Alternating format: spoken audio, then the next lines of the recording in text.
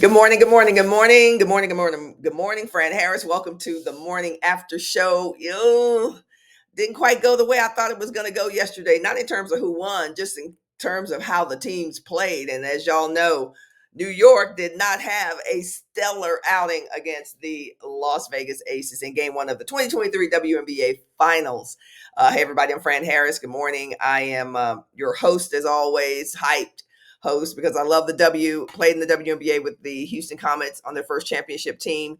So I know a little something about being in WNBA finals, watching great talent happen as we speak. And so yesterday's game was, I think, what most people hoped would be the two teams that would be there in the end, or maybe the two teams that we thought would actually end up in the finals, not necessarily wanted them to be in the finals if that wasn't your team, if they weren't your team, but certainly two that we are not surprised to see in the final. So let's talk about what happened yesterday. As y'all know, on the morning after show, I have a quick little format that I like to go through that kind of talks about why the game went the way it went. And here it is. I talk about the game summary. I'm going to talk about stars and slugs, what had happened was, and then Fix It Jesus, which is basically the segment where we talk about what needs to happen in game two or the next game to make sure that the team that lost wins. All right. The team that lost has a different outcome for the next game. So let's jump right into the game summary. I think one of the things that's safe to say about yesterday's game is that it was star-studded. Of course, you saw people in the stands, Cheryl Swoops, LeBron James, lots of other folks. You know, it's Vegas, and people love to go to Vegas, and people love that team. They've done an amazing job of building the fanfare around the Las Vegas Aces and WNBA champions last year, looking to defend that title. The building was electric. Hate I didn't go. The building was electric. It was a great playoff atmosphere. And alas, the game wasn't as great as I think most people thought it would have been. It was close in the second quarter, but it wasn't as great for the New York Liberty as a lot of people thought it was going to be. So let's jump right into the summary. Let's start with the New York Liberty. Game scored 99-82 if you can't see that on the screen. But the New York Liberty did not have a great outing. They did not have a great outing. In fact, it was one of the worst games I've seen them play, and I've seen most of their games this season on television.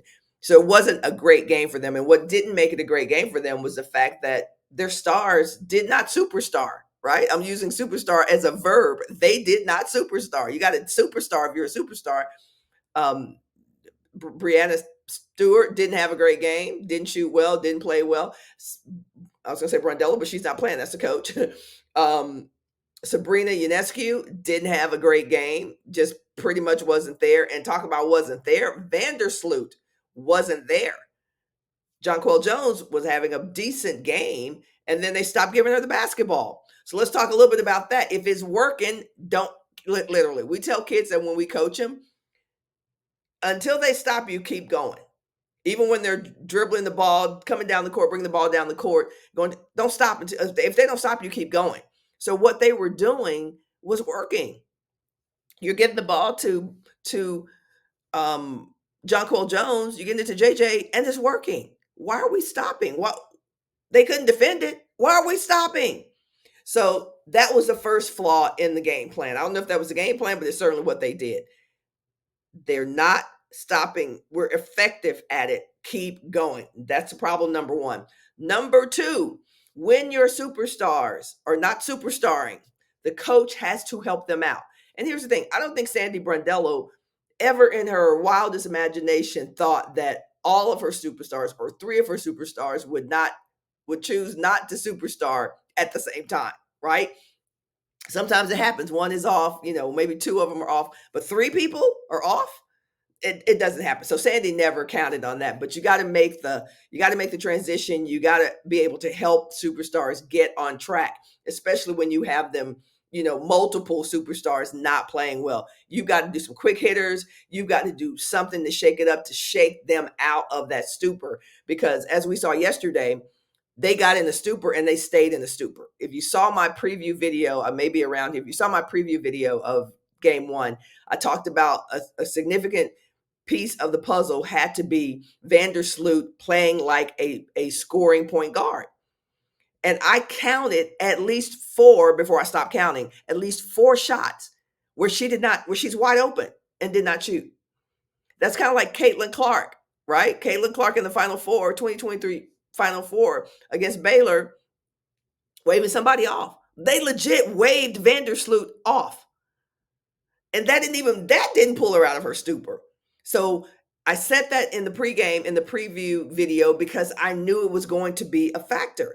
When you are surrounded by superstars and you're a facilitator and you're good at it, and Courtney's a very good point guard, but she's gotten out of the habit of carrying a team. She's gotten out of the habit of needing to score.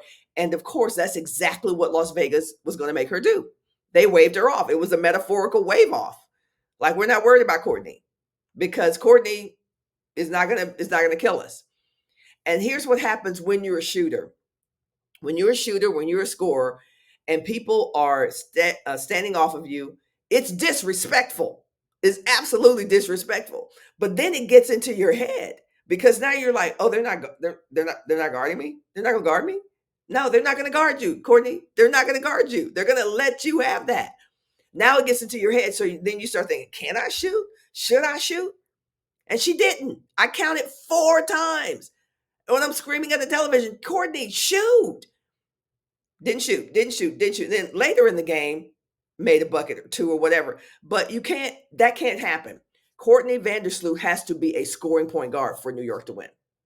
Because even if she doesn't score, hear me now, even if she doesn't score, if she's looking to score, they have to play her more honestly, which is going to open up her ability to dish her dimes. But if she is just dribbling around the perimeter and looking for people to come off picks, but not ever looking at the basket, thinking, I will bust your ass if you don't guard me. If she's not playing like that, then New York is not going to win. Keep in mind, Courtney doesn't need to score 20 points for New York to win. She needs to have the mindset of a scoring point guard for New York to win. Because if her facilitation game is on and Stewie and Jonquel and Sabrina, they're hitting, that's her job. But if they're not hitting, Courtney, you got to do something more. You got to do something better and you got to do something more. But that's my harp on that. That was a huge piece of why New York was not able to pull it out yesterday. Because even when the superstars were not superstarring, Courtney was not engaging them to get them out of it. And we'll talk about point guards in a minute. But that's what happened with New York. The superstars have to superstar. There's no way that the 3 of those players, the big 3 that's everywhere on all the buses and mansions and all the postcards and all the publicity for New York, those 3 have to play well, and they have to play extremely well in game 2. Because if the Aces go into Brooklyn with a 2-0 lead and confidence, it's a very good chance that they will close it out right then and there in game 3. All right, so let's talk about the Aces. The Aces did what they did Aces things. Fully expected A'ja Wilson to be A'ja Wilson. What I said in the preview video, previewing this game, was that Chelsea Gray is who you need to be worried about. If you want to try to stop somebody, you need to worry and put a plan in place, a strategy in place to stop Chelsea Gray. Competitor, big guard, probably feels dissed by not, certain awards, not getting certain awards. That's who you need to be concerned with. A'ja Wilson is going to A'ja Wilson. Chelsea Gray is the key to it all. The point guard who's coming down, who's literally has a mindset of scoring, has a mindset of dropping 10, 20 on your head. That's who you need to be concerned about because the ball is in her hand more often than not. If I'm coaching against Chelsea Gray, I'm like, how can I rattle Chelsea Gray? How can I take Chelsea Gray out of her flow? I haven't seen many teams do it. She's that good. So, yes, you can double team A'ja because the ball doesn't start in her hand. You can double team Chelsea. But she's so good at recognizing what needs to happen, dishing the ball before the danger comes, right? But I've not seen anybody disrupt Chelsea Gray. I've seen teams disrupt A'ja Wilson. I've seen teams disrupt Kelsey Plum. I've seen teams disrupt all players in the league, but I've never seen a team disrupt Chelsea Gray. So, New York, listen up.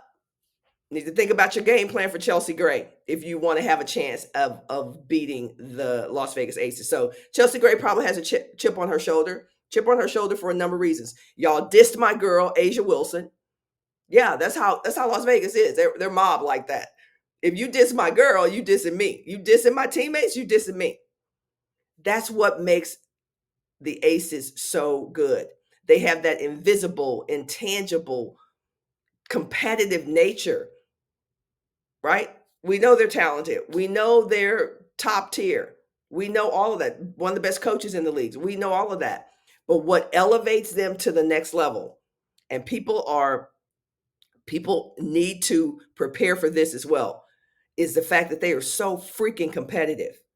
They are extremely competitive. They hate being disrespected. Asia Wilson's playing with like a stack of casino chips on her shoulders for not getting the MVP and the shady way in which she didn't win the MVP. Right? That's no shade to Stewie. They were all deserving, but it feels a little shady, and that's the way Asia feels. It was a little shady. So let me show you something. So now you've got a team that's supremely competitive, supremely confident, planning their building for game 2, feeling very good about what needs to happen. And let's not forget about the 2 stars who were the superstars, aren't even the most heralded stars on the Aces team, right? My phone is ringing. I got to call this person back. They aren't even the most heralded person on the team. They are the second tier stars. Jackie Young and Kelsey Plum. Yeah, those two right there were the superstars yesterday. Got to pause this and come back to you. All right, I'm back. I'm back. So the other thing I was gonna say was like you gotta make sure your superstars are superstarring, right? And you got to understand that invisible elixir that the Aces have going for them is not going anywhere. They're mad. So you got the best team in the league playing mad. And I mean like competitive mad. Like y'all will not disrespect us. And that's hard to overcome. If you're facing a team like that, that's going to be hard to overcome. But listen, I believe New York is going to regroup. They didn't seem to be too shattered by that. Like it's hard when you're in that game and you're not playing well and nobody is getting out of it.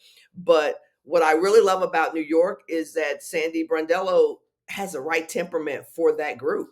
She has the right temperament. She's like, hey, we're not worried. If nothing, she's not worried about anything. She's confident.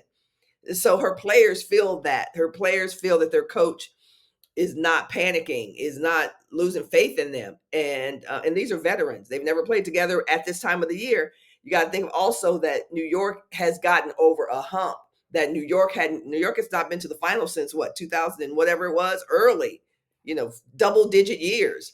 So there is a psychological aspect to that. You're doing something for the first time. You're doing something that hasn't happened in a long time. And so that is definitely a piece of what New York will have to push through if they want to beat the Aces in game 2. All right. I will be back with the preview of game 2 to talk specifically about what needs to happen.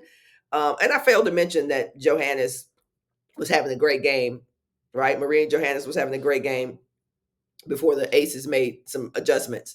But that she will need to do more of that. She's playing, obviously, because she has a point to prove as well. She should be playing more. And even Sandy Brondello said, I should have played her more in the other game. So you've got players on the bench for New York who are trying to carve out some playing time for themselves. But in the meantime, your core has to be playing well. Benija Laney, who I've been definitely shouting out, giving her flowers, needs to have a better game. Everybody for New York.